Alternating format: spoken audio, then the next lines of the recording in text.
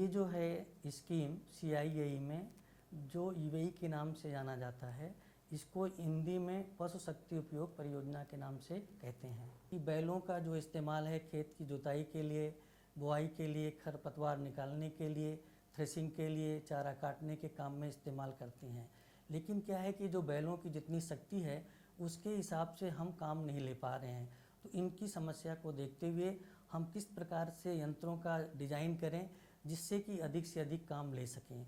दूसरा ये देखा गया है कि जो बैलों को हम 2 से 50 से 300 घंटे इस्तेमाल करते हैं और इसके द्वारा बैलों को हम साल भर खाली रखते हैं।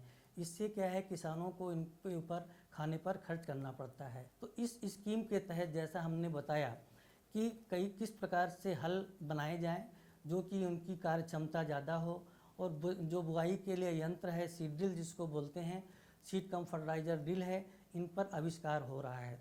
दूसरा जो हम खेतों में करते हैं, अगर धान की बुआई करना है तो उसके लिए कीचड़ बनाया जाता है, तो उसके लिए पडलिंग तरीके का इक्विपमेंट बनाया जाए जिससे कि खेत की मचाई अच्छी से हो सके। और इसी प्रकार से जैसे हमने खरपतवार की बात की थी, तो खरपतवार करने के लिए अभी भी बैलों के अलावा कोई भी किसी प्रकार का अधिक से अधिक साधन नहीं है। इनकी किस प्रकार से हार्नेसिंग की जाए, किस प्रकार से यंत्र बनाए जाएं जिससे कि अधिक से अधिक खरपतवार निकाला जा सके। ये देखा गया है कि ये जो मशीनें बनाई गई हैं इनकी कीमत ज़्यादा नहीं है।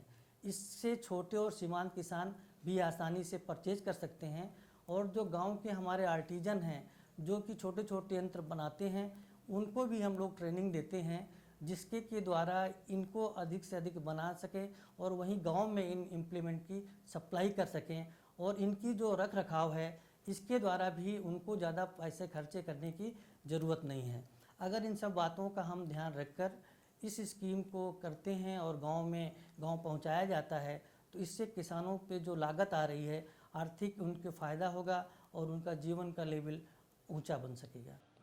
कृषि के क्षेत्र में भारवाही पशुओं की आर्थिक क्षमता और उपयोग संबंधी दक्षता में सुधार लाने के लिए अखिल भारतीय समन्वित अनुसंधान परियोजना में तेज गति से काम हो रहा है। परियोजना का मुख्य लक्ष्य पशु शक्ति आधारित उपकरणों एवं यंत्रों को विकसित करने के साथ इस स्रोत के उपयोग को बढ़ावा देना है।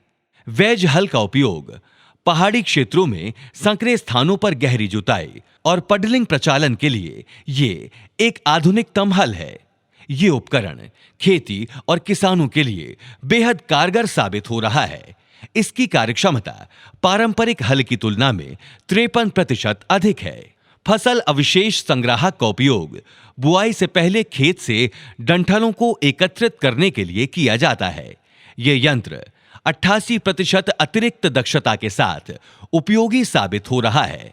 पशु चलित खूंटे युक्त चक्रीय उन्नत मचाई यंत्र का उपयोग धान की खेती के लिए गीली मिट्टी वाली अवस्था में पारंपरिक पडलर की तुलना में ये अधिक उपयोगी सिद्ध हो रहा है।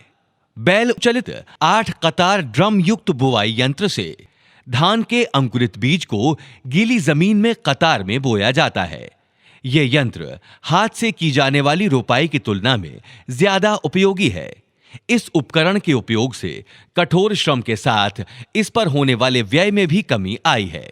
5 कतारी बहुफसलीय बीज एवं खाद बुआई यंत्र का उपयोग विभिन्न फसलों के बीजों जैसे गेहूं, मक्का, उड़द और मूंग आदि की बुआई हेतु किया जाता है। यह यंत्र कतारबद्ध बुआई को आसान बनाता है। पशु चलित बहुफसलीय बीज बुआई यंत्र गेहूं, मक्का, काला चना और मूंग की बुआई के लिए बेहद कारगर साबित हो रहा है।